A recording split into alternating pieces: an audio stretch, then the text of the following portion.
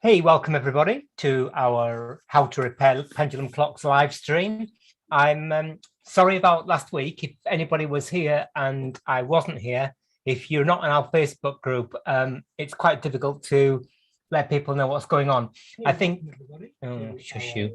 How to Repair Pendulum. Don't need that.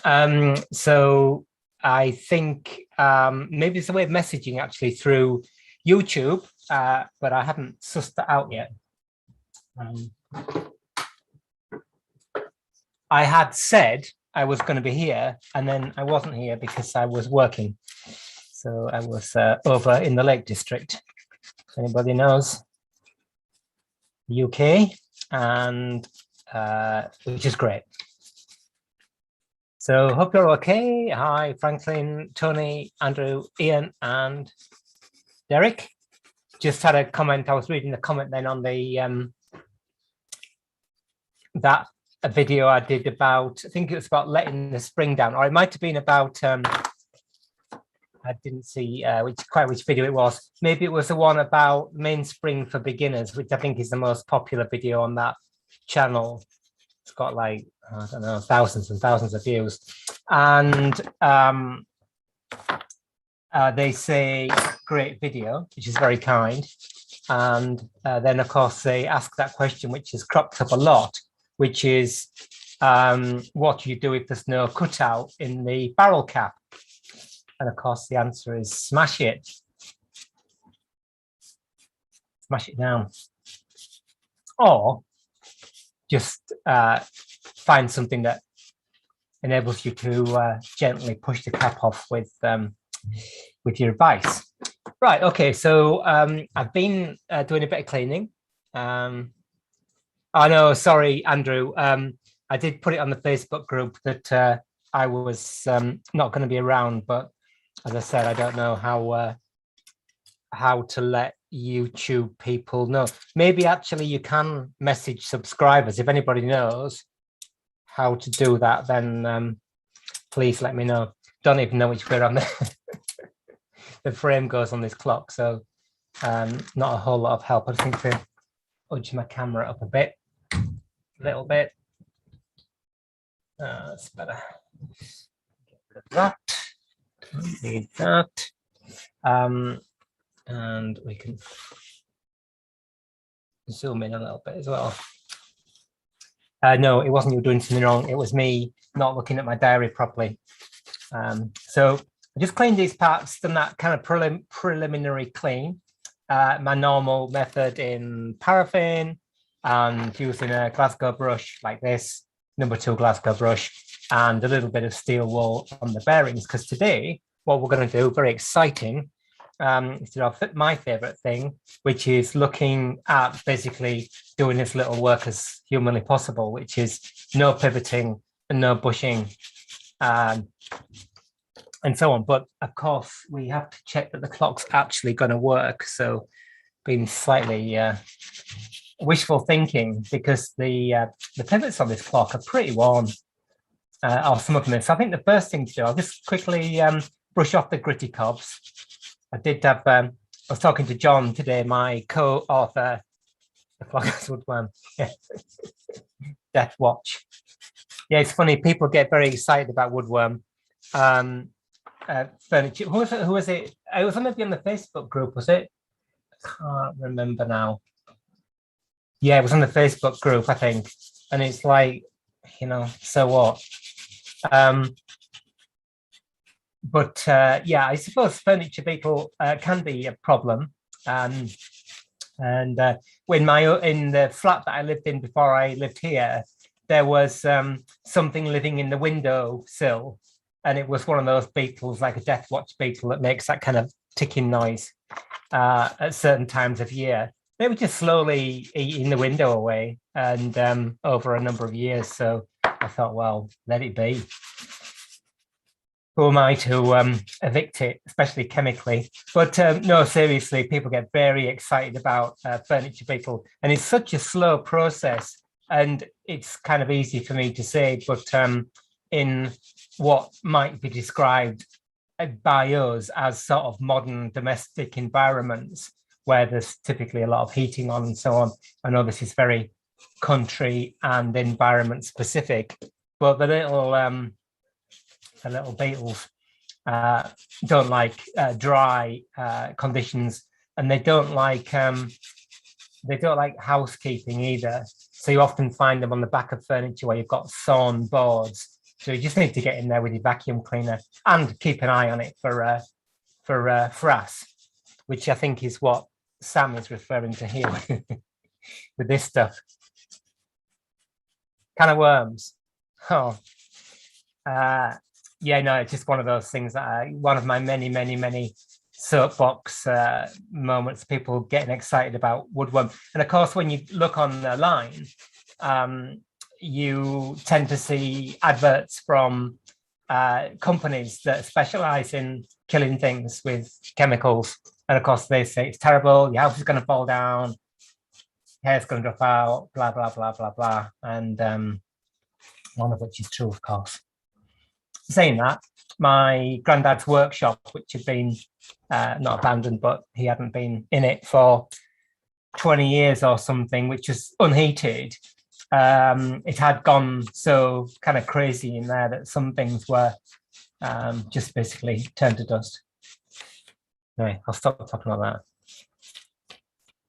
Jeremy's got woodworm. No, Sam's got woodworm. I mean, well, Sam will have woodworm in his pallets. It's because no doubt there's no heating on. Have you got heating on, Sam?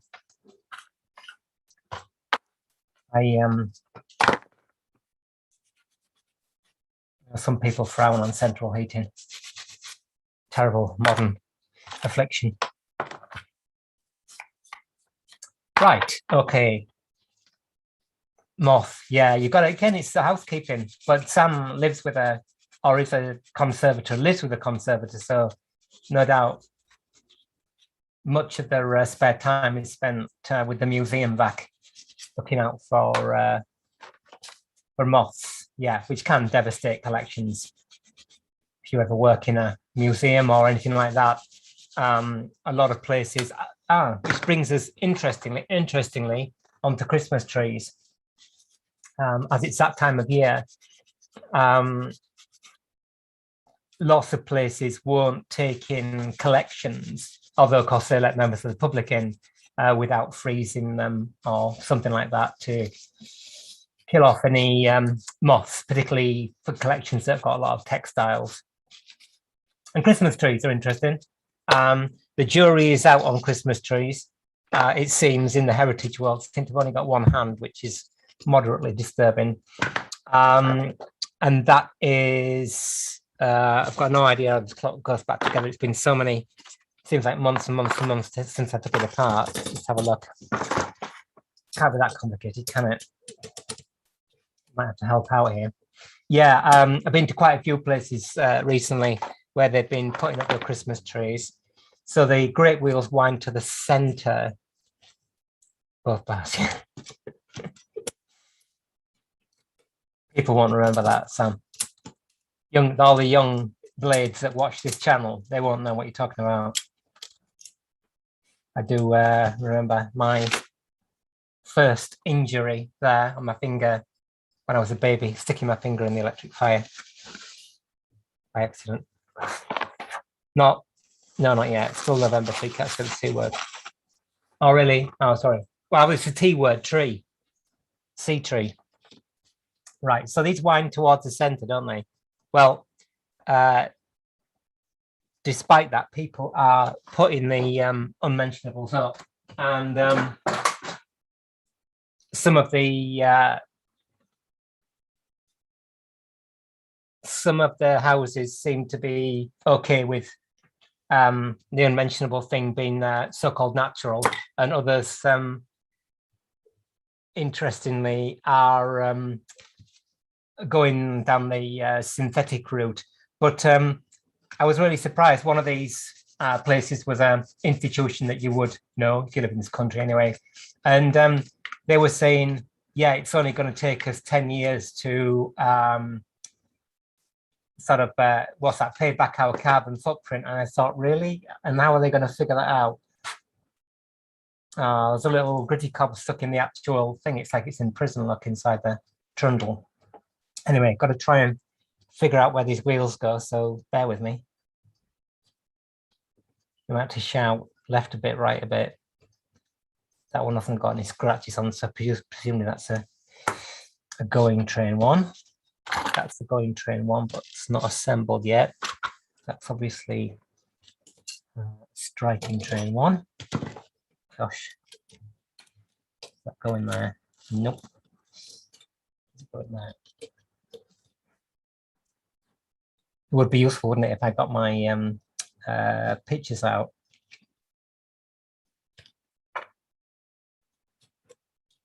Maybe that was what I should have done.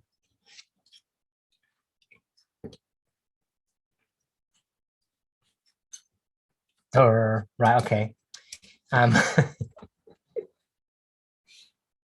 Somebody's saying, Matthew, you're doing it all wrong. Right, okay, that's better. Okay, so I remember we had two the same, don't we? That's a wheel. That's something to do with the motion work. That's striking train. That's going train. They're the same as well. Oh no, but they're the same wheel, but with different positions on the arbors. So it can't be that difficult to figure out, can it? And one of them, that one, has got the little pin on it that indexes the count wheel, which goes on there. So let's get this right. So that winds clockwise. So that is a rotating counterclockwise. So that's on the wrong way around. Must go like that. Yeah, good.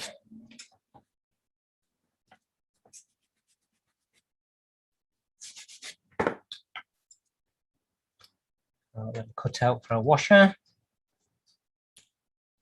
Slip washer in there. All good. Well, so yeah, been out on the road a lot recently, and interestingly or not interestingly, just seeing the same things that we've talked about many times, particularly with things like long case clock. So all the kind of so-called common issues. Obviously, must go in there. That goes in there. I think, if I remember rightly, one of these has got an S scratched on it, hasn't it? Or am I just making that up? Got something scratched on it. Yes, I think otherwise they are identical, yeah.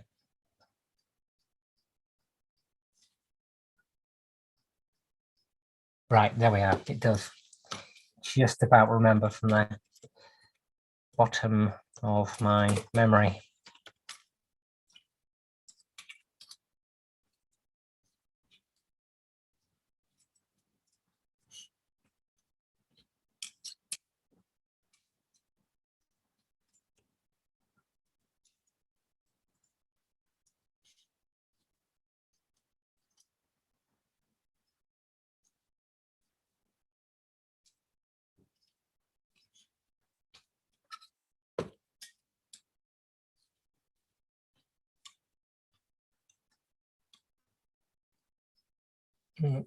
This doesn't go in there. Let's go like that.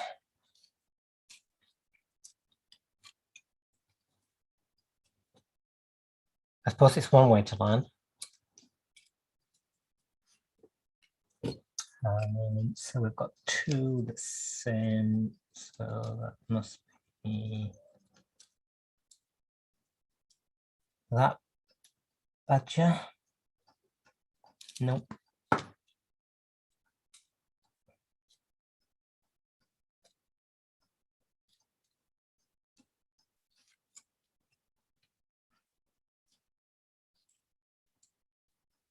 Right. And I'll fly. Yay. That's the old plate on. And you know what we're going to do next? Our favorite thing of all time, and that is to look at depthing.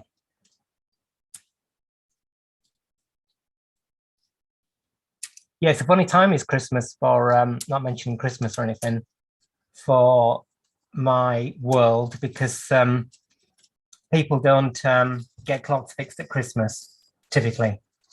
They want them fixed before Christmas, and then you have got to wait until, so let's put the so-called going train at that side. Right, splash out and put a nut on there. Anyway, Jeremy, don't people buy clocks at Christmas? Is a clock not the perfect gift for, sorry, saying don't mention Christmas is obviously like a bit of an invitation. So, okay, so here we are. You know the routine here. What typically might happen when you look at a train like this, I've cleaned all the bearings out, cleaned the wheels. It's a bit preliminary, but certainly a good first pass. And an indication of the problem we might have with depthing is, sorry, an indication of issues with depthing might be that the pivots wobble about in the holes, like this one is doing here. Just zoom in, if we can. A bit more heat on the camera. Oh, it's already, I don't like that. So we wobble the pivots around, wobble the wheels around, and we can see that in the normal, so that line's clockwise, so this is a normal direction of rotation. And actually, we can see that this pivot here is not moving that close to the tangent. Not normally, if the wheel is really well depthed, the wear is pretty close to the tangent, to the driving wheel. In this case, it's actually at about 45 degrees. So it's kind of in that direction, which is maybe something to do with it being lantern pinions. I don't actually know that much about them. So we've got our 1, 2, 3, fourth wheel. Let's just call it fourth wheel for sake of getting confused on that side. They're all a little bit wobbly, but none are alignmenting. So, and as we know, it's pretty meaningless, but it's just an indication. So let's have a look on this side. Again, we're going in that direction. Same thing. This thing we're going to call the fourth wheel is a bit wobbly. They're all about the same, actually. Flies pretty okay. Doesn't look like it's ever been pushed, which is really nice.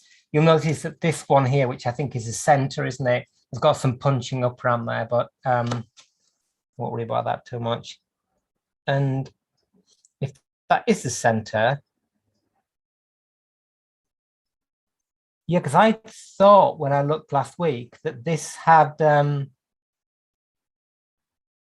sorry, I know so little about these clocks. Yeah, that's been bushed. I thought it had brass bearings, but it doesn't. Or not that I can see anyway now. I've cleaned it a bit. So there's nothing there that really jumps out to me. I mean, it's really dry, but you can see the train runs reasonably freely. And if we just put some oil on it, if I can find my oil stand.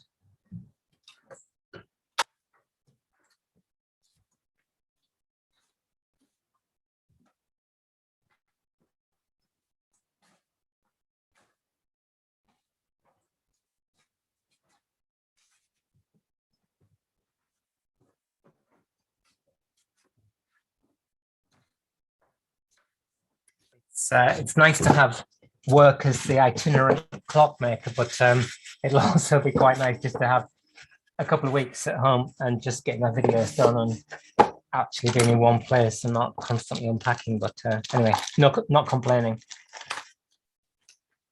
No complaints. Just put a bit of D3 on.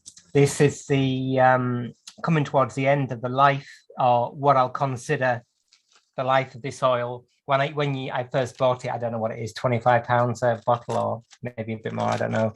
That was October 20, so it's done its year. So after Tuesday, when I've finished going out, I will retire that for the move it over to pushback duty and buy some more. And it seems, so-called interestingly, how much is there in there? So I've used this for all the live stream stuff, all the clock clubs, all the clocks I've been out and fixed, all the clocks I've fixed here, and it's just over halfway used up. So that's cool. I'm pretty pleased with that. I would consider that good value for money. It's done sterling work.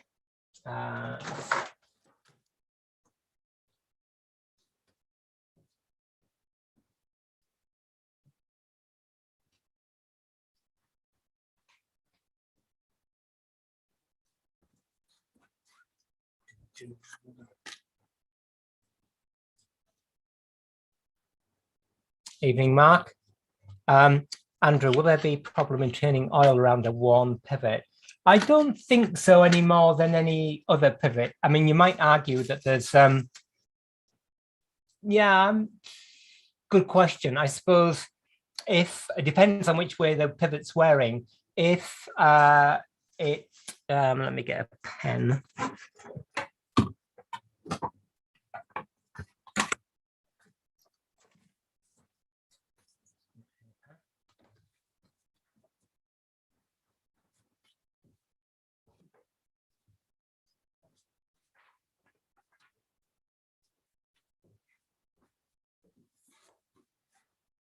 I mean, my kind of gut feeling is no. Let's just do a bit of a drawing. So we've got our sort of elongated hole like that.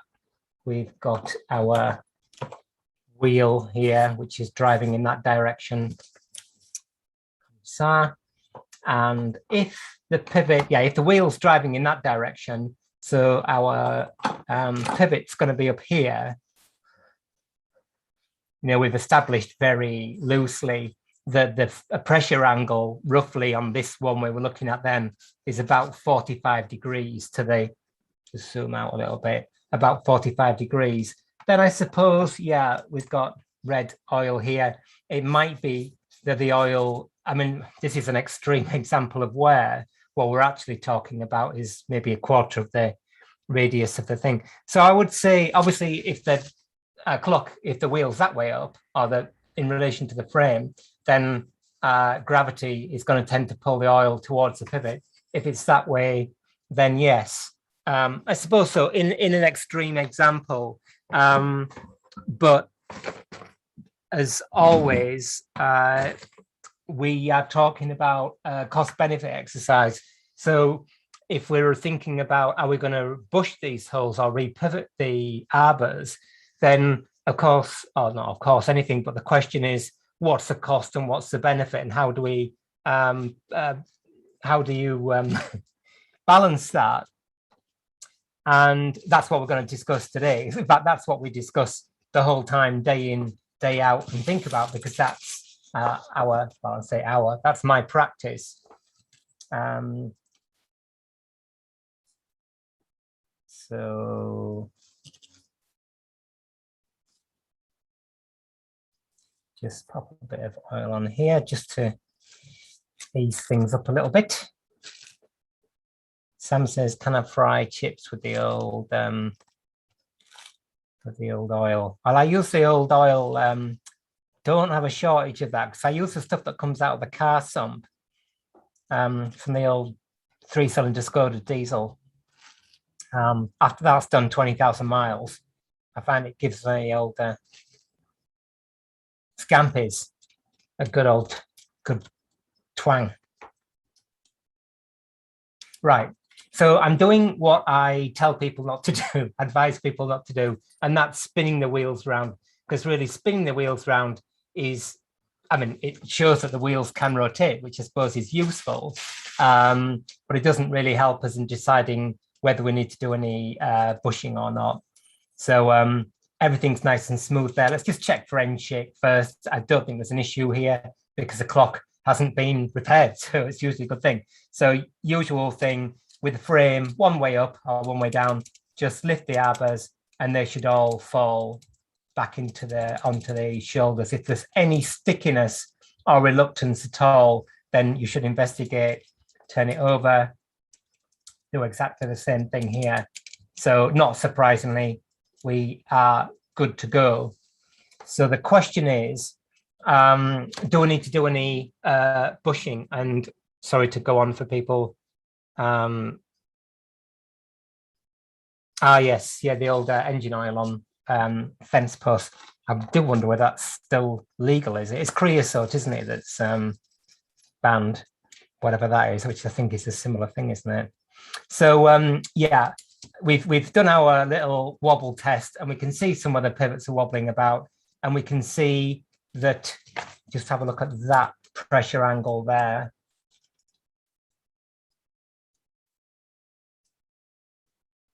Yeah, it's maybe 30 degrees or something like that. I mean, the answer is that the train appears to run really smooth. But anyway, let's be moderately thorough about it. So I'm just going to get make up a little table to look at pivot diameter. Get a different kind of pen. So, right, okay, so let's just make up a table here.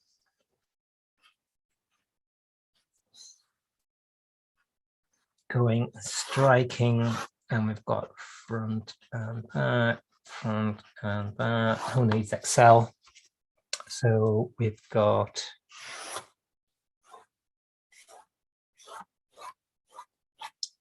great. I'm just going to call these first, second, sorry, third, fourth, and fly.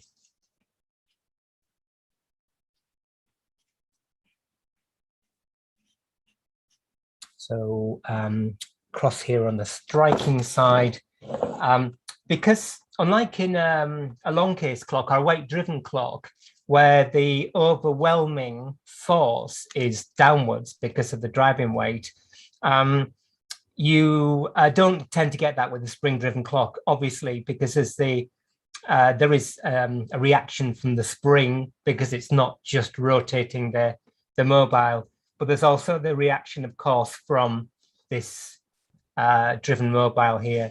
So it's driving in that direction. So not only is the great wheel pushing that pinion in that way, but the pinion, there's every action has an equal and opposite reaction, is pushing the great wheel this way. In this case, the great wheel's got much, much bigger bearings. And yes, there's a little bit of side shake there, but it is really tiny. So let's just get this right. So our second wheel is pushing this third wheel in that direction. The third wheel is pushing the fourth wheel in that direction, which is actually closing the distance between the fourth wheel and the fly. So I think we talked about this before, didn't we? In fact, it was this clock that you can arrange the wheels in such a way that as the thing wears, it kind of compensates for its own wear by, because obviously not only are the pivots and the pivot holes wearing, but the pitch circle diameter of the wheels and the pitch circle diameter of the pinions is also getting smaller, reducing.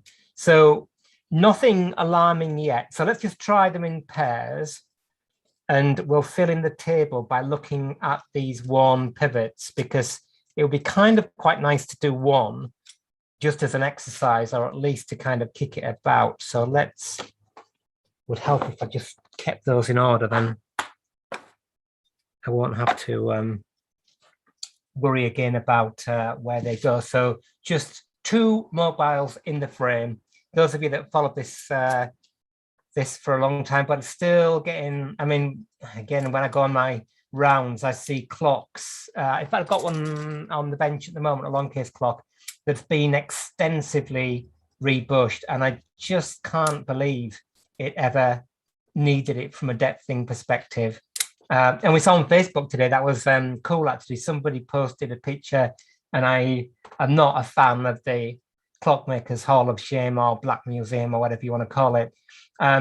But they did post a picture of a fusee barrel arbor that had been, the hole had been punched up. And of course that hole can never wear because the arbor doesn't rotate when the clock's running. So just shows it's easy to kind of fall into these habits. Right, oh, well, I'm pretty desperate to talk about Christmas now, considering we're not allowed to. So I'm going to do two things. I'm going to use my low power magnification optivisor, low power microscope, or cheap old watchmaker's eyeglass. And then I'm going to, this only works, you can only, oh, no such thing as must, should, or ought to, but it's only reasonable to depths in the frame when you've got resistance on the mobile. As we see, spinning the wheel, you're never going to get that time back. That's just totally sort of wasting your time. So I'm going to put resistance on the arbor, the driven arbor, and I'm going to ask myself, is the transmission of power smoother with the arbors pushed apart like this, pushed together like this? And the answer is slightly predictably, even with this clock that looks kind of quite warm, I can put my hand on my heart and say that in this case, it's smoother. I don't know if you can actually see that with the wheels apart. In fact, it's incredibly smooth, surprised, but there you go. The let's just have a look at the depth thing, because you can normally see the incoming tooth, whether it's butting, well, in this case, sorry, on a pinion leaf, or in this case on a trundle, but you can actually see when that point of contact occurs. And what you want is the point of contact across the line of centers. If you have a choice to make, you might want to push that to more after the line of centers, disengaging friction. So that's preferred if you have to have one or the other. What we get as the centers move apart through wear is engaging friction. And of course, it's engaging friction that stops the clock. And that's why we do bushing. So that's why I'm testing this with them in their fingers will reach. Most pushed apart position like that. It's really smooth. So I'm not at all bothered by this in that particular instance, but I will just have a look, even doing it in the right direction.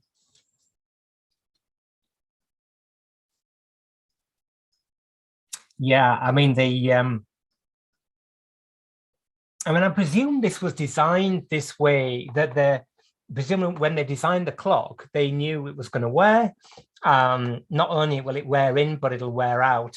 And so they pitched the wheels on the close side. They pitched the depth of wheels and the pinions on the close side, so they'd wear through the optimal distance and be okay. And this, despite the pivots being worn, and we'll have a look at those a bit later, that's absolutely fine. So let's just continue this process. Get that out, get that in. Let it begin as the sun goes. So you can see that this wheel is flopping about the line there in the hole, which again is a kind of indication that the hole is worn. It's not that the hole's worn or not, it's whether the depthing can be improved by bushing or not that I'm interested in. I'm not interested in a job creation scheme. Okay. By the time I take this clock apart 50 times, I might actually know where the parts go. So let's have a look. So get this right. That was going clockwise. That's going anti-clockwise. It is important to run them in their normal direction of use. Now this wheel's got loads and loads of pins sticking out of it, so it's slightly more difficult. I'm going to use my tweezers to apply a bit of load. So this is going counterclockwise. And together.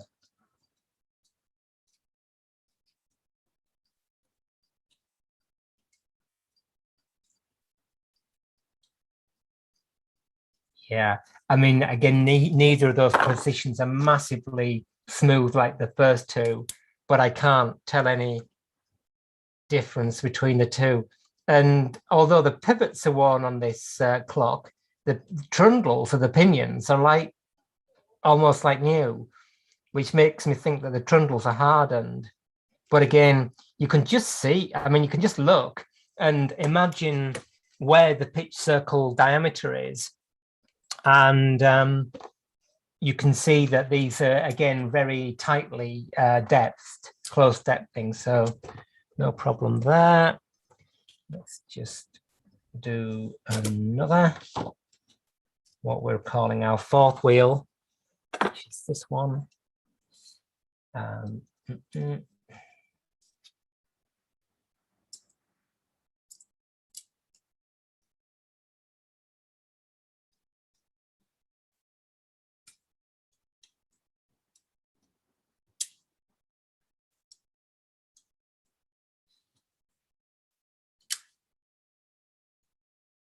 Should have drawn on my little table which way the rotation, and then I want to figure it out every time. Let's just pop that on there. So yeah, Sam mentioned on Facebook earlier on today, I think it was, that it's got a French clock barrel, that the barrel is split, which they often do. I think they're probably brazed, aren't they? But they split, whether that's because of the spring or whether it's just kind of work hardening, age hardening. I didn't leave that on there. So that's going clockwise, that's going anti-clockwise, that's going clockwise from the front. Same thing, get my finger in there to push the mobiles apart. And this is actually really smooth. No problem there whatsoever. Really, really smooth. I mean, a lot better than you get on most sort of long case clocks. Although saying that, they are 150, typically 150 years older than this. Put that in there. And then let's last of all put our fly pinion in.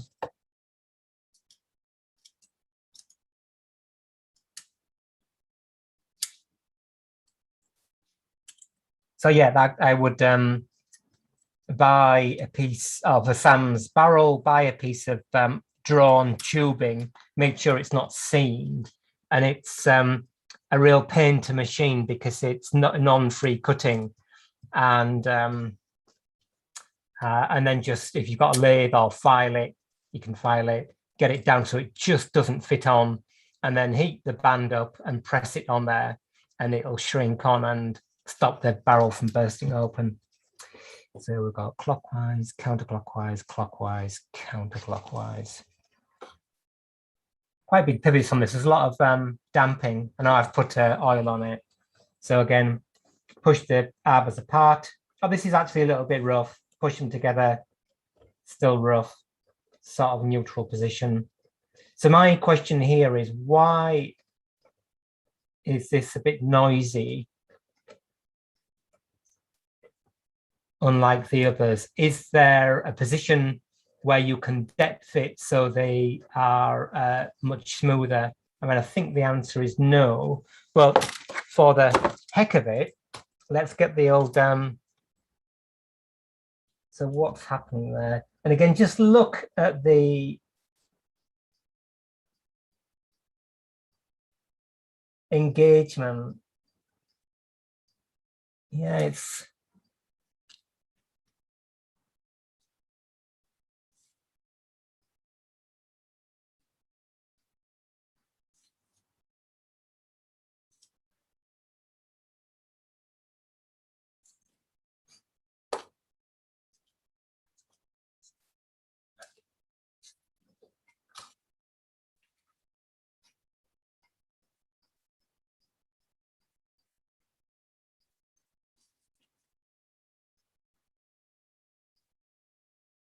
Interesting. The wheel's quite worn on the back. That's obviously where the train locks and the fly then hits on the fly pinion, hits at the back of the wheel. I mean, when I say it's rough, only relative to the other wheels, which are really quite incredible. I don't think bushing is going to help us here, changing the center distance, only maybe moving it apart. And it could be that because this is probably the least worn pivot in the train we've seen so far, if they were depth tight from new, shallow depthing, then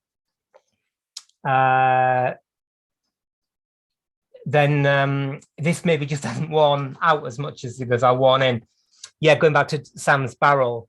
Yeah, I don't think it, I mean, ammonia is not going to help, but the ones I've seen as well, the one in the picture, again, doesn't appear to have been cleaned in ammonia. I just think they split open, taking the spring in, taking the spring out. Presumably it just constantly pushes on the barrel wall, and it's a so-called design flaw.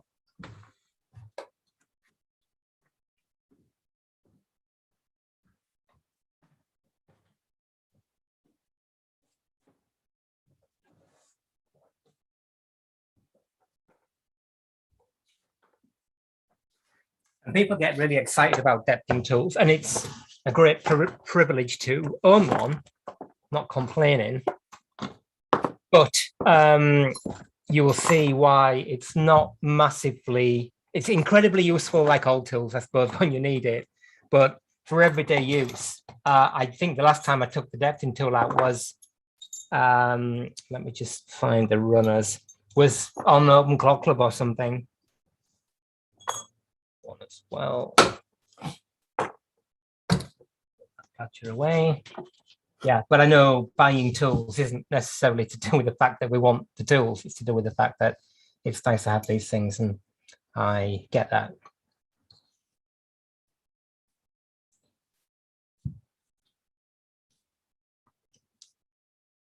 I did actually buy some more steel for this. That one's a short one.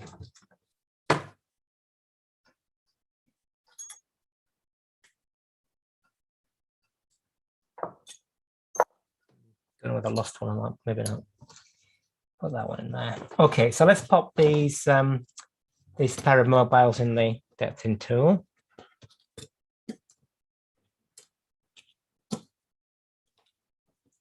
Zoom out a little bit. Go. And just as purely as an exercise, I wouldn't normally bother doing this. Got my yucky depthing tool feet, stop it from falling over. Whatever they call that stuff, I've forgotten the name of it now. Polymorph.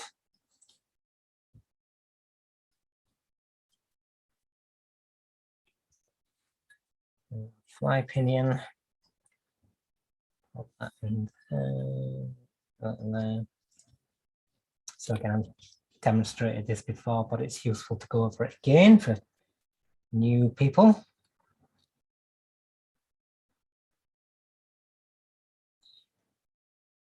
So let's just get them kind of in the position they might be when they are running. Okay, like that. So in this position, let's move it at an angle so you can see. In this position, not good. Notice actually that this wheel, what we call in the fourth wheel, isn't it? Which is also a stop wheel, I think, is a bit buckled, but the arbor's straight. I'm not massively worried about that. We can have a little go at straightening it up, but the wheels are so thin. And also, I presume they're work hardened, so I don't want to run the risk of fracturing it. Just bend it over a bit.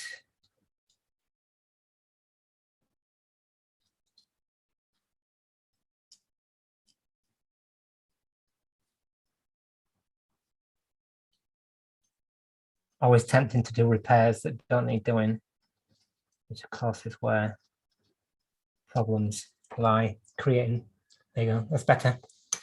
Obviously not perfect. Right, so let's just we'll actually have to move it that way, I think, if you can see that. like that.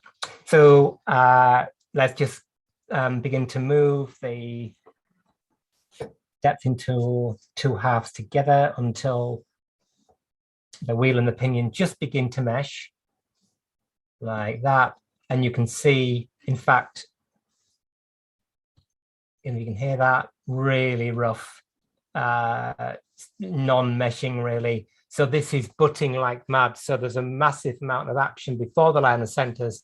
So the incoming wheel tooth is actually hitting on the incoming pinion leaf. So the pressure angle will be kind of like nearly 90 degrees. Anyway, that's why you would do bushing in that case, to change the center distance. So we move it in a little bit, move it in a little bit, keep going until we've moved through the smoothest part, then start moving out again. And it may be like this, where there is no, well, often it's the case, there is no perfect solution. As I said before, if you have to choose one or the other, then choose the mobiles too close together, because they're always going to wear apart. So I'll just put a little pencil mark on the knob of the depthing tool, and then I'm going to start with them too close together this time.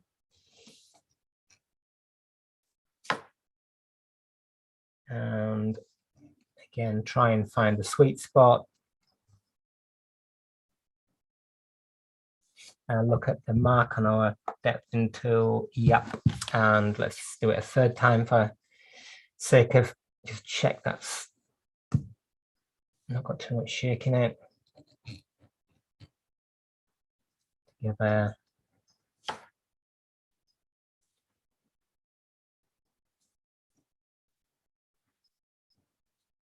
It's about there.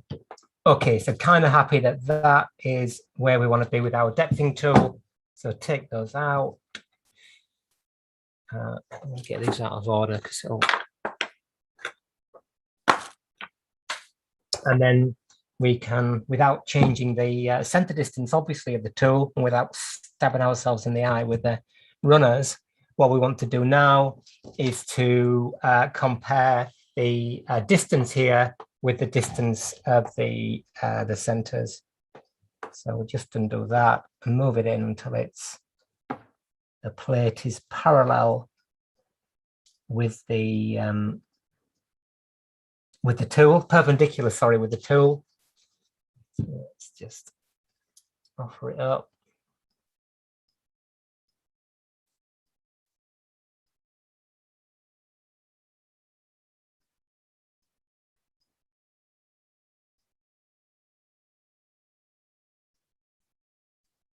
Yeah, I would say that the if that position that we've determined by use of our depthing tool is optimal, then these holes are very fractionally further apart. But I'm talking about such a tiny, weeny fraction. It's not. I couldn't justify putting a bushing there.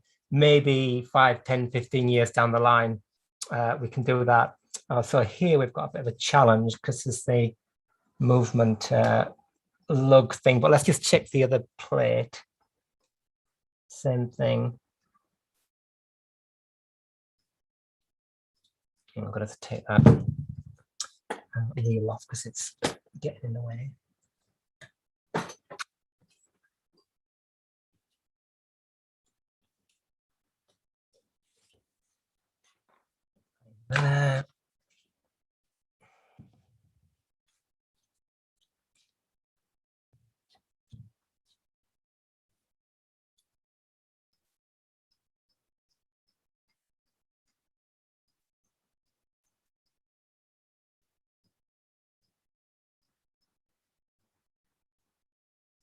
Yeah, I think that our activity with the depthing tool is giving us an optimal position, and who knows whether it is or not, but I presume it is, then these holes are maybe about a fifth, if that, of pivot diameter too far apart. But again, not really worth changing. You could change, I suppose, one end if you were particularly bothered. Let's just have a look at that. Which kind of answers our thing about the wearing the pinions as well. So that goes on that way. So I'm just not that familiar. Right, okay. So put these back in here. I suppose the advantage to bushing this, or the improvement, and we've talked about this a lot, is where do you know, are we in the market for improving things, or so-called improving things, if we think we can? And of course, my answer to that is no, because if you want to improve something and just make a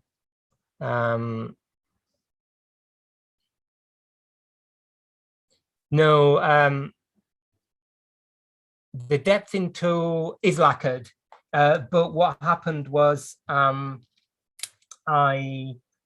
story. When I taught, believe it or not, taught clockmaking, fall on the floor laughing, I know, started in 2008. The college did have a depthing tool, but it was not that good. So I started taking mine in, which of course is fatal, because one day it got dropped on the floor, which is absolutely fine. And so after a long period, the college bought me a new one, and I left my old one there. You can actually straighten them up. With them being castings, they're quite soft. So all you need is a bit of silver steel like this that goes the whole way through. And then you can actually straighten them. Yeah, if you're buying a depthing tool, that is the number one thing, that they just get dropped on the floor and are quite easily to bend. I don't think personally, I mean, brass looks nice, but I would prefer maybe make it out of plastic or something, be lighter and easier to handle. But yeah, and that's also a sign as well that I don't use it, even though I repair loads of clocks, or what I think is described as repairing clocks. I'm sure many other people, in fact, they don't agree. But anyway, there you go. Yeah, I suppose what would help this is, from a bushing perspective, is the fact that you would be moving away from having steel pivots and steel holes. I'm really surprised by that, but that is what they are, apart from the great wheels and the ones that have been bushed. But most of them haven't, hence the pivot wear, I suppose. That's crazy. I've never seen that before. So yeah, if you were going to bush this, obviously, if you put bushes at this end, to start with, this end isn't going to wear as much because it's away from the force.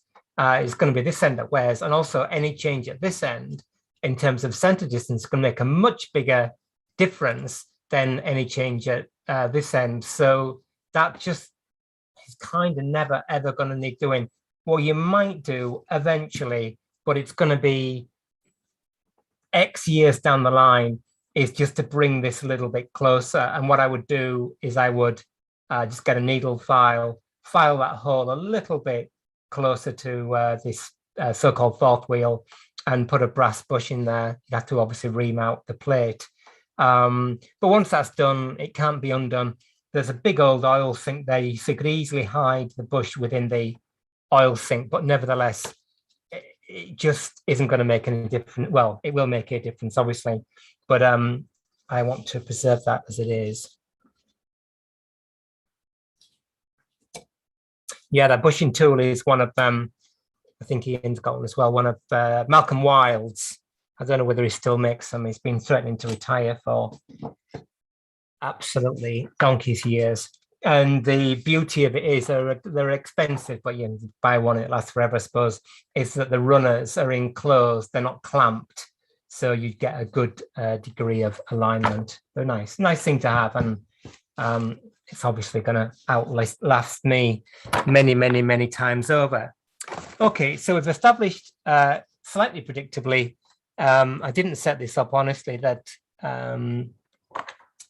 we don't need to do anything in terms of bushing. But I did say I'd put some pictures on Facebook, didn't I? And I haven't done yet, but I will, of these pivots which are worn. But of course, when we look at worn pivots, we're thinking about catastrophic failure. You know, this isn't, they're not actually too bad on this train. They're actually okay. There's nothing too horrific. I don't think even some exponents of pivot polishing would do those. So let's move on to the Go train. I think the great wheel is the same size. I haven't got the great wheel assembled yet. So obviously rotates in the other direction. So we've got great wheel. We've got escape wheel.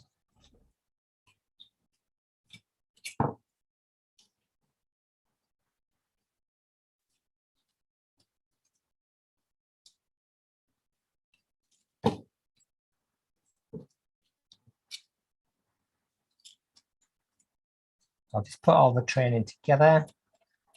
Doing a clumsy job of it.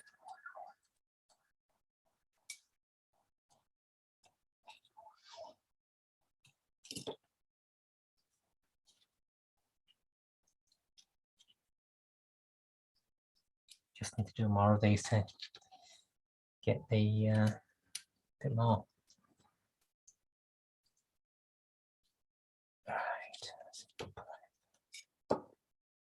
Right. Simple line bars, not you.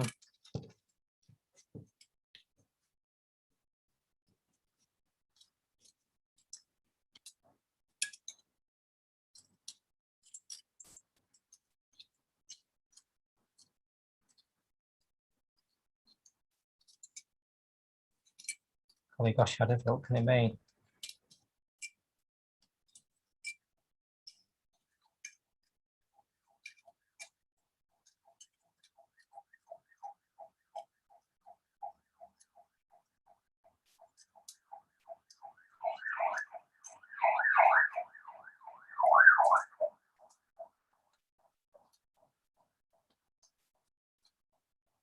Most exciting thing ever, somebody incompetently assembling an American clock. Right, okay. So again, we've got the same kind of first impression issues. Everything is flopping about.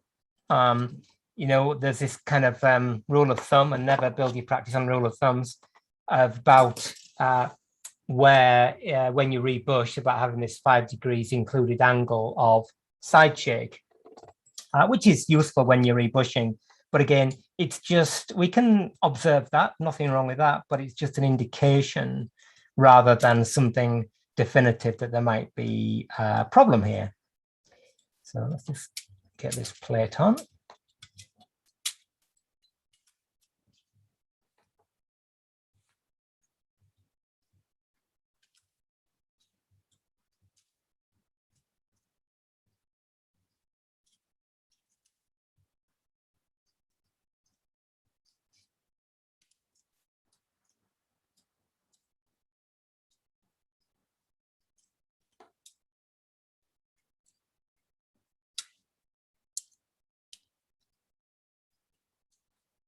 I've got to practice this because I'll need to get the whole thing together with the mainsprings in and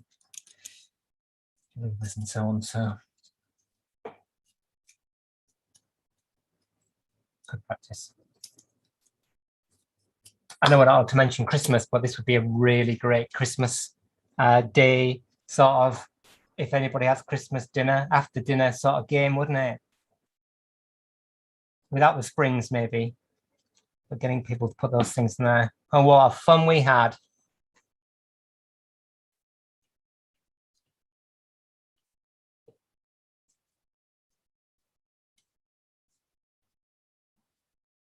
Oh, wow, 950 quid, blimey. I think it was 700 when I got mine. Yeah, I thought one of this. 100, I don't know.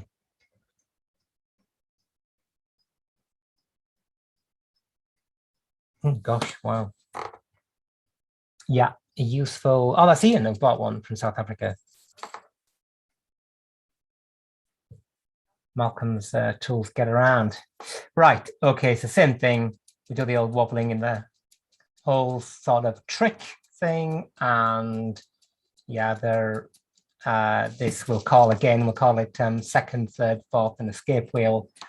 Our third and fourth wheel pivots are moving, but it's really this end of those mobiles that we're interested in, where the pinions are. Same thing here. So interestingly, this one that actually does have a brass bush is probably the worst one we've seen so far in terms of wear. So again, this winds towards the center like this.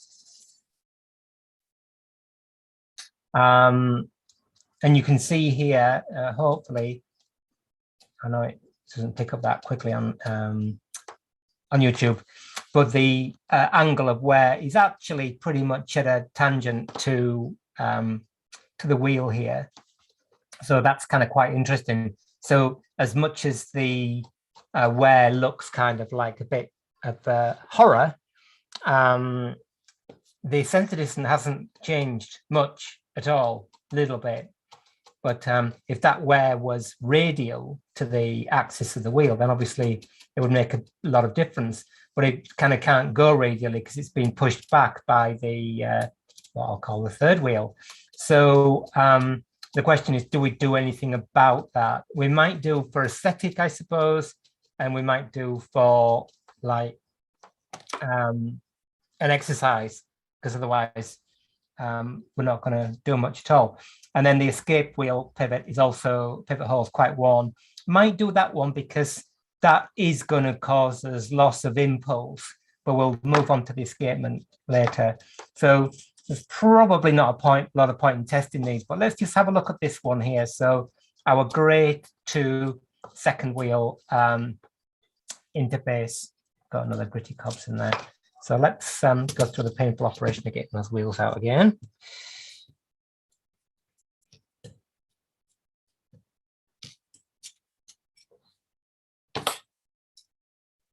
You can go away with those, they're all cool. Not really sure, there's obviously a knack to getting that escape wheel out that I haven't got. Put those back.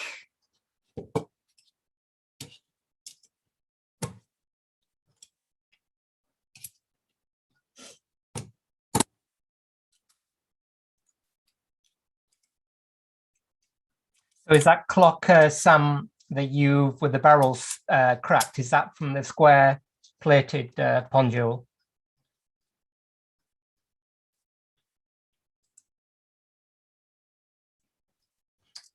Right. Okay, so exactly the same process here. Yeah, so if anybody asks about on Facebook, if people are members of other Facebook channels about bushing, then they can watch this video, or they can just bush every hole in the clock. Right, okay, so moving in this direction, I've not got the right great wheel in here. I will try it with the other one, but it's not on its arbor. Is it smoother? Pushed apart, under load, together.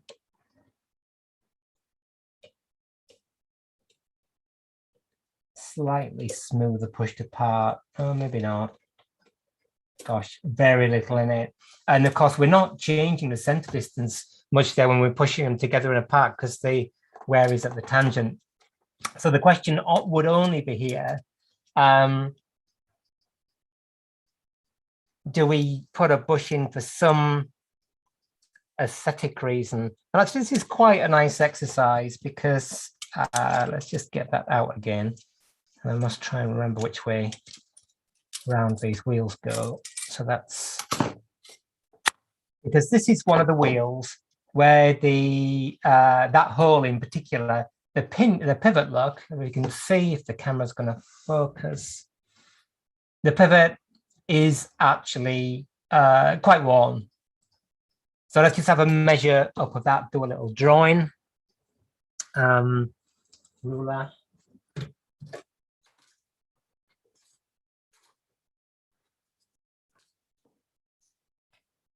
So overall pivot length is about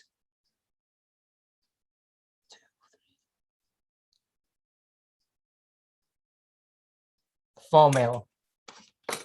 So there is,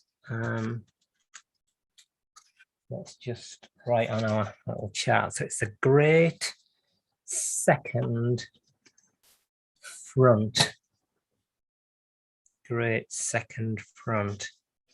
It's the one that we're querying. Oh, the whole clock. Oh, no, the escape wheel as well. So the overall pivot length is 4 mil. Let me find the two.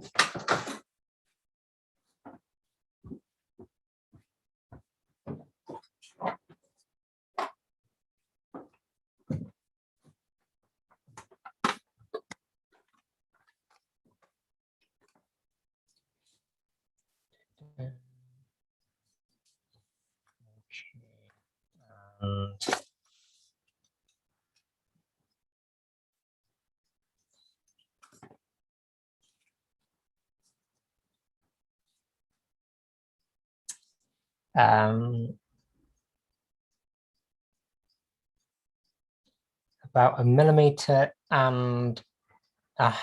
if that. So there's about 1/4 millimeter. Just do a drawing.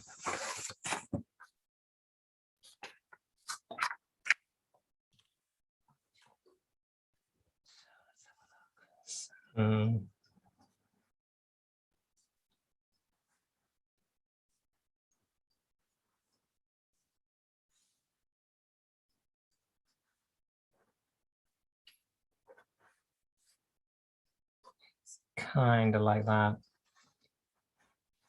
So there's the overall height is about 4 mil.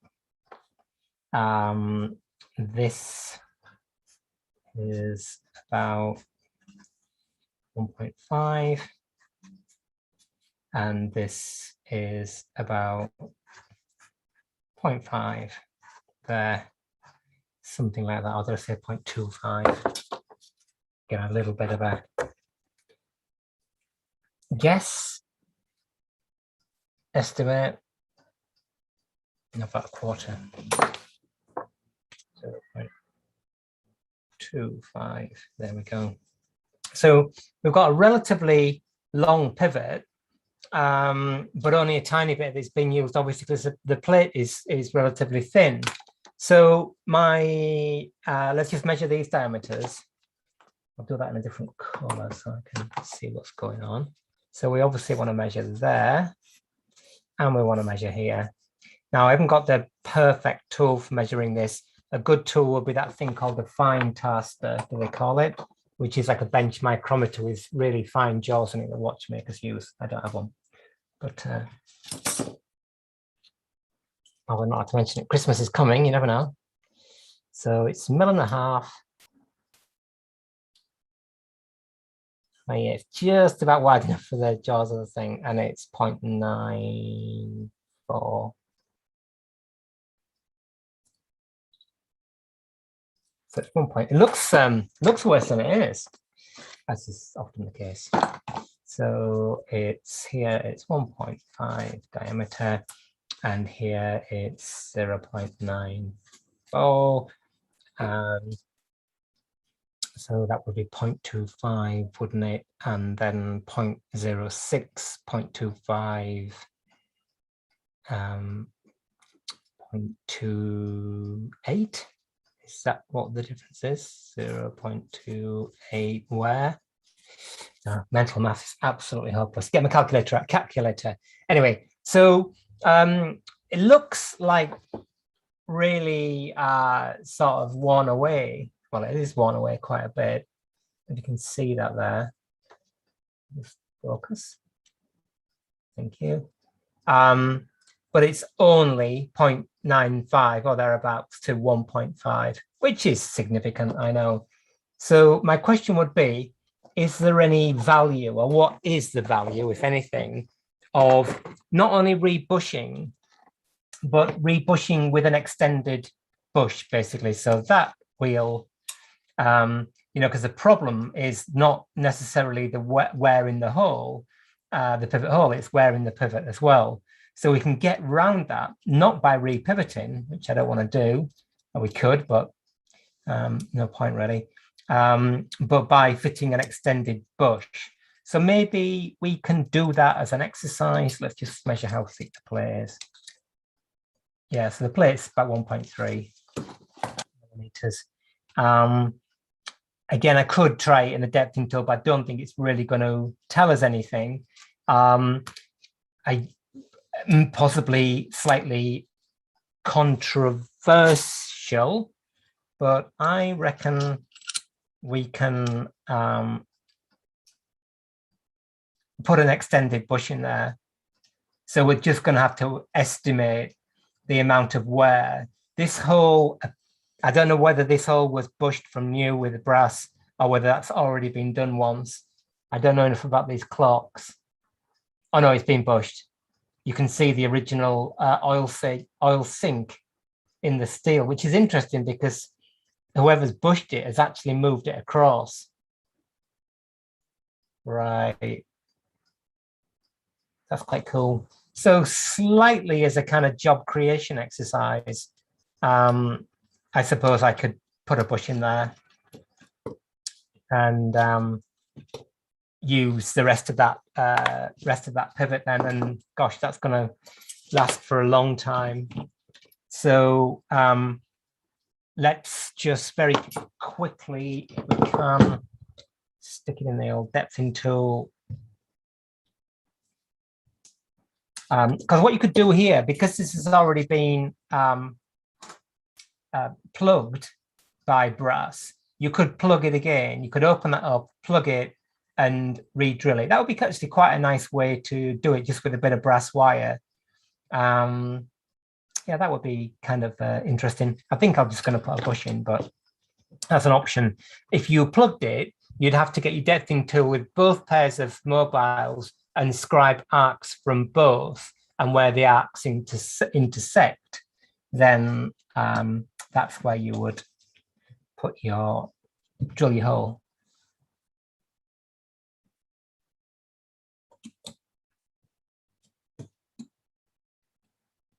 Right, okay, so this arbor doesn't fit in the normal runners, which is what these so-called trumpet runners are for.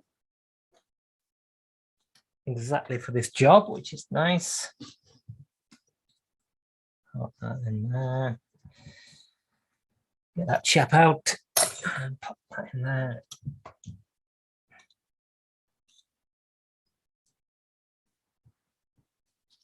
So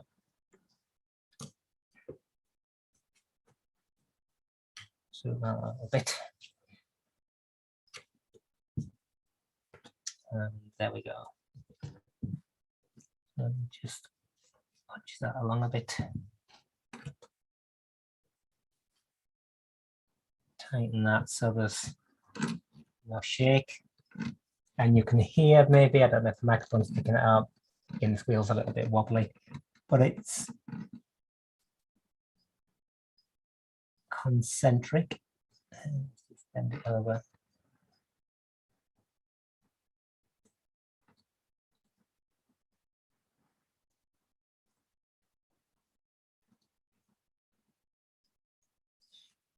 You can hear maybe that is going to drive in that direction. Graunchy, to say the least. This again is just to show you the thing as an exercise. So driven wheel under load, and I can feel as we move across the line of centers, it gets slowly rougher. So I'm going to open that up again.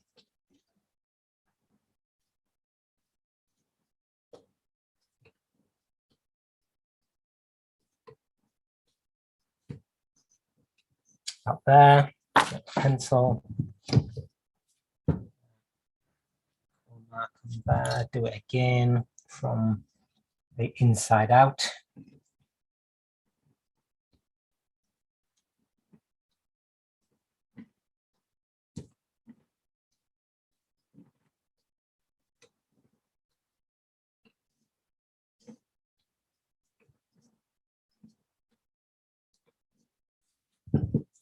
Cool, pretty happy with that.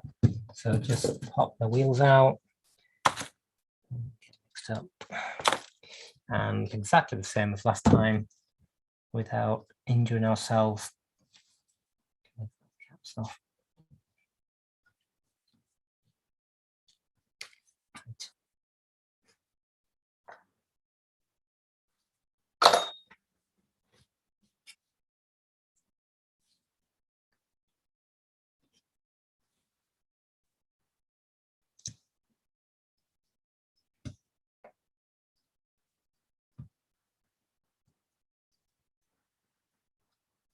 Right, so there is a runner with a conical end. In this case, that is by coincidence, that is an incredibly good fit in there, but I will use the proper one for the job.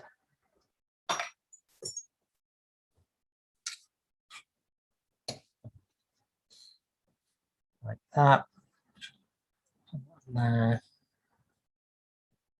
Again, make sure that the plate is perpendicular to the tool, and we could just make a teeny mark. And let's just do a visual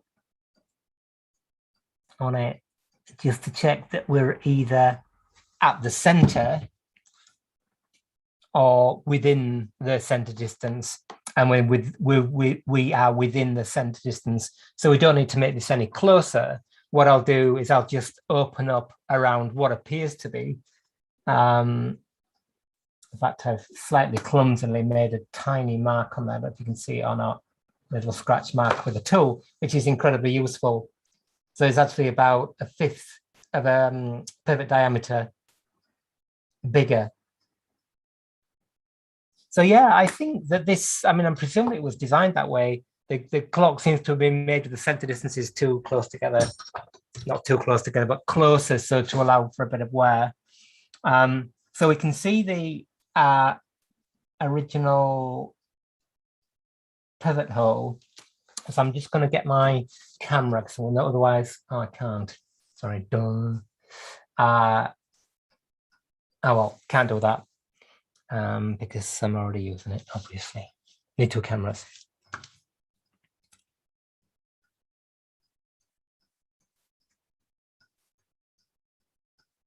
I'm going to be tackling the kids with a road. That's why I'm just going off the garage back 5 minutes till later. Hoo-ha. No, it's good. It's good. The splitting the barrel is useful to share it because loads of people will see that. Yes, this is going to be a slightly tricky thing to bush because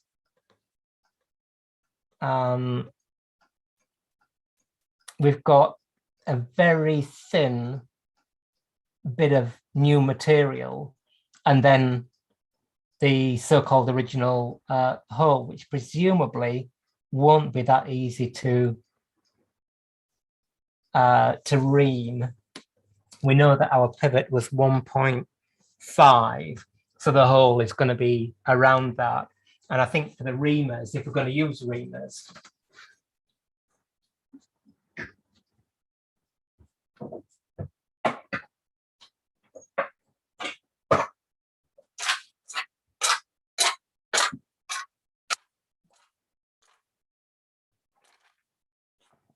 are 197.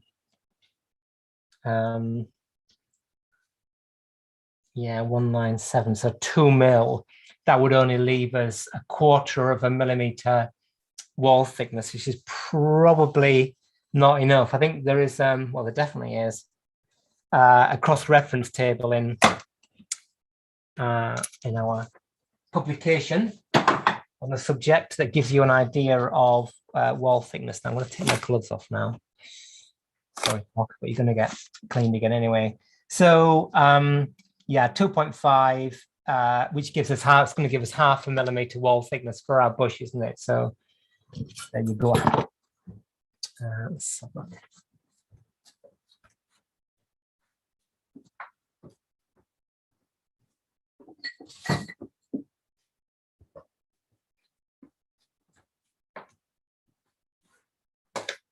here's our bushing tool. You can do this by hand on kind of clocks that have got rusty. All brass plates. The bushing tool is it's useful. I mean, again, it's an expensive bit of kit because it just helps you keep everything perpendicular, and also it the reamers and the wire and the bushes all fit together, so it's quick. But I don't know how many bushes typically I do per clock. I would say maybe 1 to half a bush per clock on average.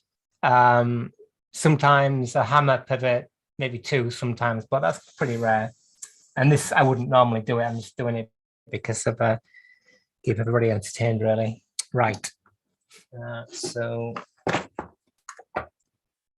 let's get stick there and ream it out. So I don't select the bush by pivot diameter. I select it by outside diameter, smallest I can get away with, and drill the bush out, pre-drill it to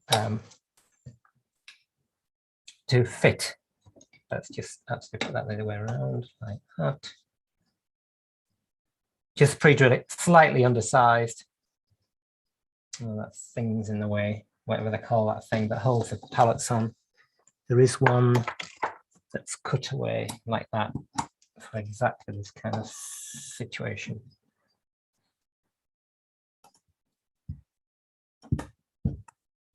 That's gone through the brass bit. I don't know quite how it's going to deal with the steel. The steel's very soft, so I think it'll be okay. So normally, this is quite a weird situation because we haven't actually done any recentering. Normally we'd file across to this the same amount of we do the same amount of filing on the opposite side of the worn hole to the wear, so the pivot gets recentered as long as we're happy with that center distance. In this case, because the brass thing is way across to one side of what I believe is the original hole, and we don't have a problem with depth in, I'm just going to put the bush in the same place, but that is kind of quite unusual. Normally you would move the hole across. I hope I'm not doing the wrong one. It'd be a bit embarrassing. Stroke lot embarrassing. I don't like the arms on the bushing tool. I've chucked them away. Put them out for the free cycling. Right. Okay, good. So we've now got a hole in there that's 2.47 millimeters damaged. It's 0.03 smaller than the bush that we're going to insert in theory. Now, because the hole is a bit unusual, whether the bush is going to tip over or not, I've got no idea. So let's just have a look here. 2.5, isn't it? And we want the longest one we can get. So that must be the second number. No, it's that one, isn't it? That's 2.5. Come on, Brad. They put them the other way around. So it's number 10. Yeah, you got some as well. Just check that they're actually the right bushes and the right holes, because pixies come and move them around. So there's our bushes. I've noticed actually these new ones are a bit bigger. They don't sometimes fit straight in the hole. Got a little burr on the inside there. Might want to just... right, the rest of the little brass plug that we put in has fallen out, that was in there has fallen out. So I've got a feeling that probably is going to make our bush going wonky. So again, always best just to let sleeping dogs lie. Well, let's try it. If it doesn't work, if the bush tips over, then we'll have to plug the hole. Next week, it's nearly 7:30. So that'd be quite interesting. And then scribe the two arcs to determine our new center. So that would be a good exercise. Let's just see how this goes in the next few minutes. So I need my lathe.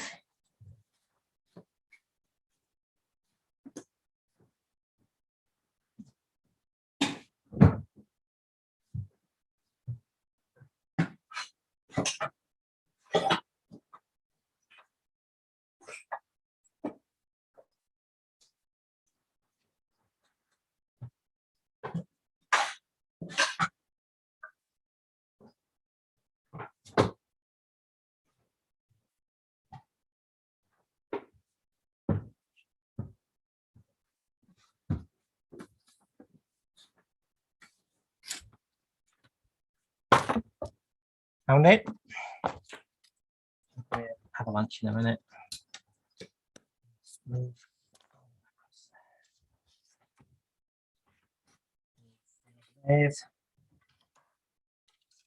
2.5 millimeter thing, call it.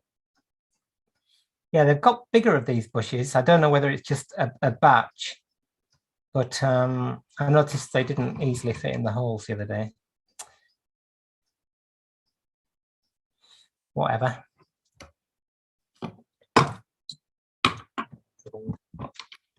Stock on the drill.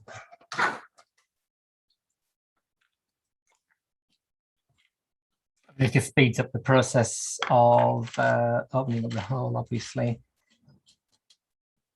What's that? I do have a drilling set, but on 1.27, that's perfect. Actually gotten there and then done it. We'll find out in a minute.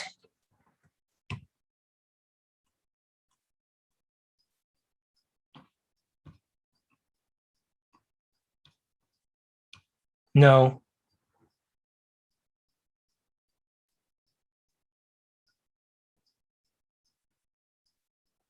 So I thought there was a center finder that came with the reamer, so there was meant to find.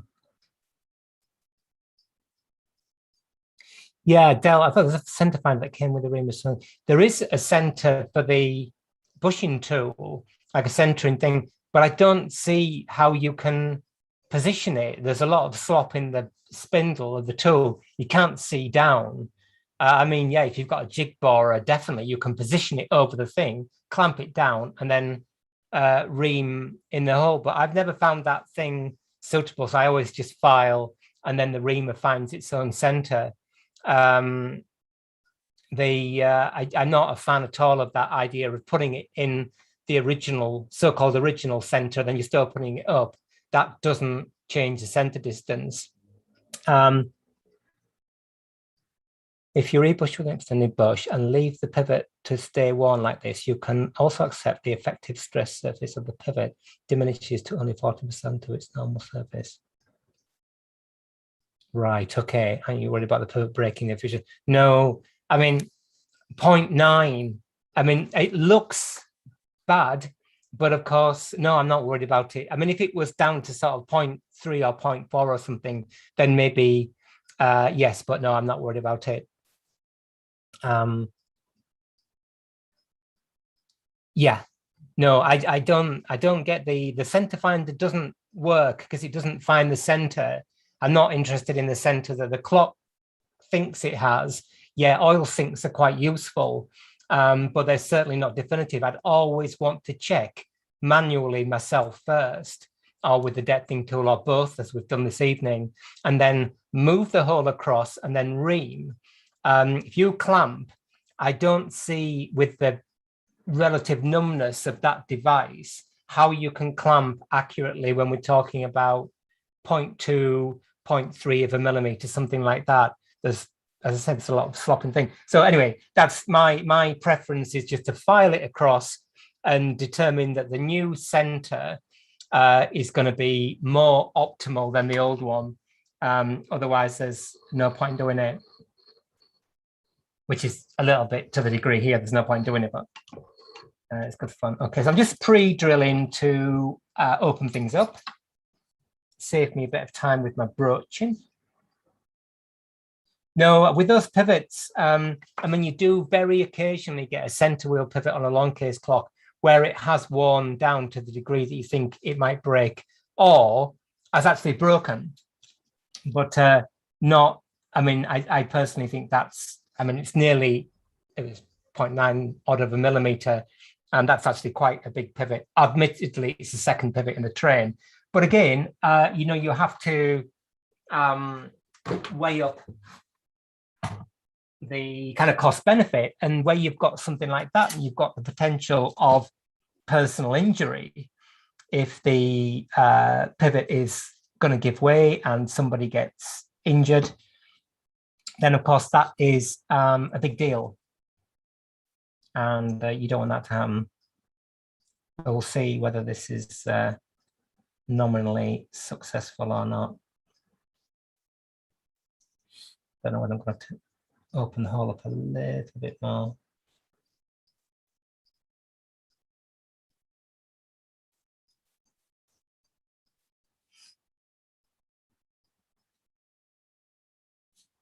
Just get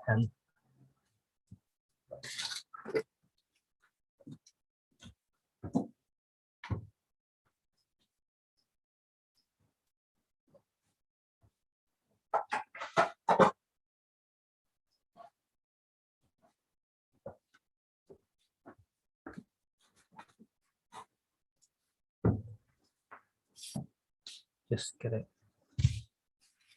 started on here. Ooh, we're out of time.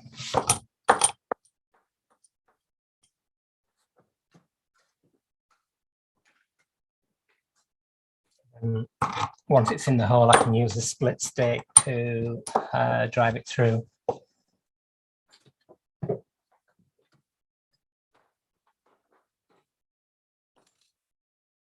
So the question is, can we get this in here without it falling over?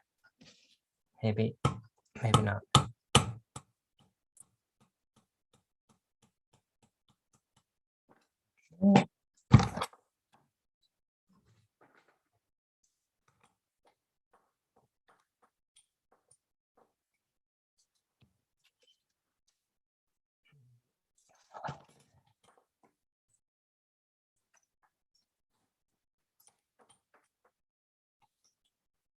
Is that thing?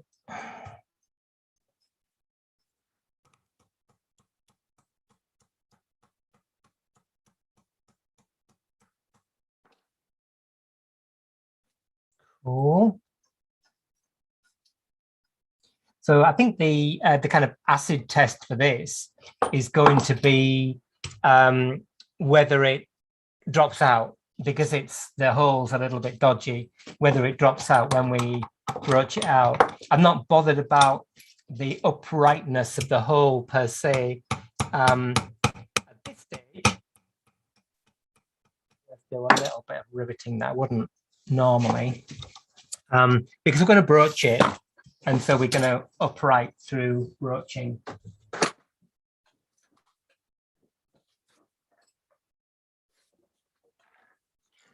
Many tools.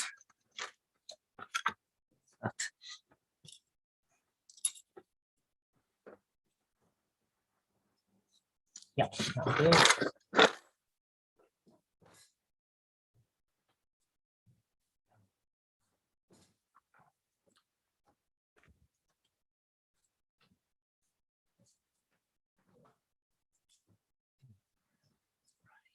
Looking for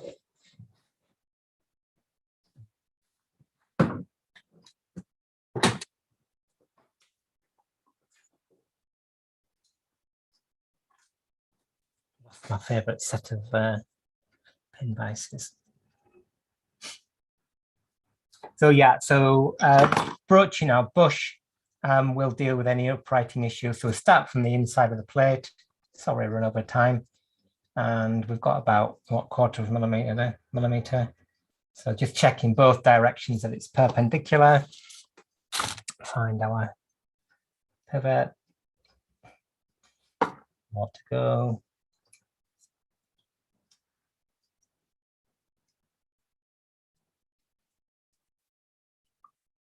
Again, constantly checking for uprightness. Nearly there, starting to go in the hole. It's a relatively thin wall bush, but not massively so.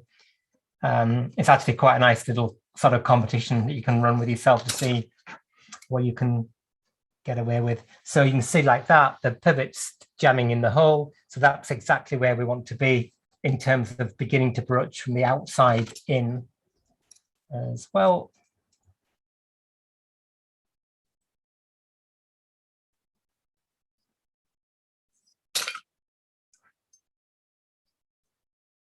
And we'll just keep broaching now from both directions until it goes in.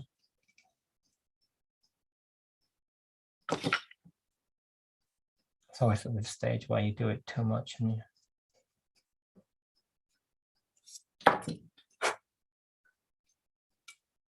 There we go. So we've got our sort of nominal 5 degrees, not quite there, I would say, side shake. So let's just do another little bit from the outside. And then just check we're in the ballpark. There's a lot of play in this frame, you know, a lot of potential for sort of movement in the frame. So we don't want it too tight on the side shake. Let's just. So again, oops, actually get the thing together. So we need to check it's absolutely free. Both directions must drop. You can see it's stopping quickly. Oops, stopping quickly. It's too tight. On this pivot, it's okay. That's the old pivot, the old bearing. On this one we've just done, a little bit too tight, and you can't afford for the frame to kind of parallelogram a bit. So what I'm going to do is just open up a little bit more, and then this is why bushing is, it's not a pain, but why it causes particularly beginners such a lot of problem, because they think they need to do it as some kind of rite of passage, and then they maybe don't struggle but don't realize about end shake and side shake, and what they end up with, their holes are too tight and they bind up and the clock stops.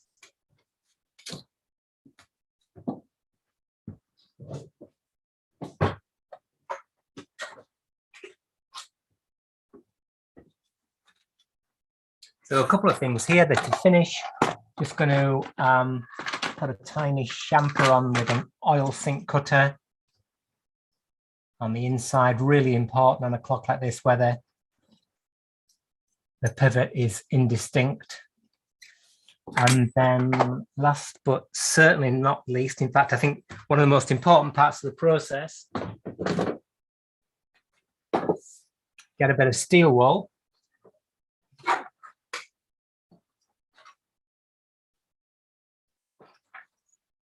And some sharpened pegwood.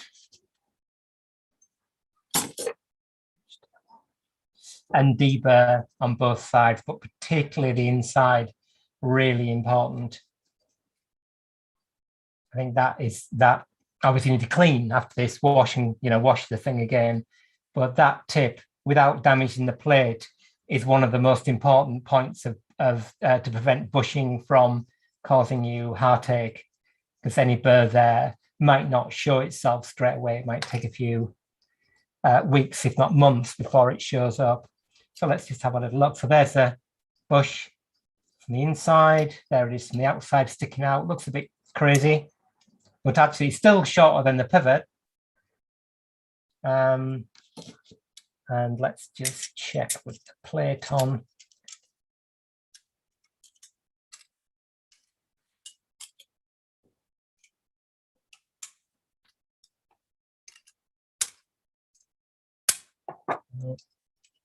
So again, just check for shake.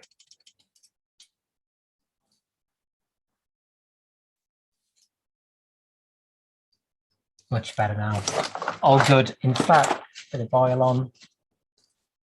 So yeah, that deburring with the steel wool, really important part of the process, I would say.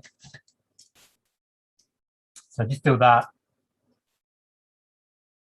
Comes to a nice slow stop as you saw. So we haven't actually changed the position of that pivot. It didn't need to do, but what we have done is we've extended the life of the pivot by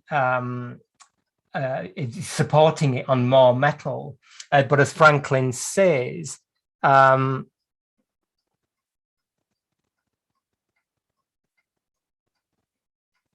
do any by only 40% of its normal surface.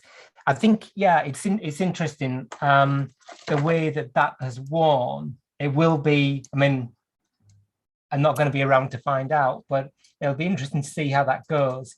I imagine it'll be frowned on by some people, but didn't actually really need doing. But I think that's quite cool, and it's a nice little experiment anyway. So great. So I think we're done there, really. One bush, which didn't need doing, but anyway, done it as an exercise. Relatively thin wall bush. pretty happy with that. And then next week we've got the escapement to look at, because that also needs a bush. Slightly more difficult because it's set into the cock, which will be a bit tricky, but same kind of process there. So all being well, see you next week. Thank you very much for joining us this evening. Please join on Facebook and contribute. Really very much appreciate everybody's effort there. And we will, all being well, I am here next Thursday, I'm pretty sure. See you next Thursday. See you on Facebook, and have a great weekend. Thanks very much, and thank you for joining us. Bye for now.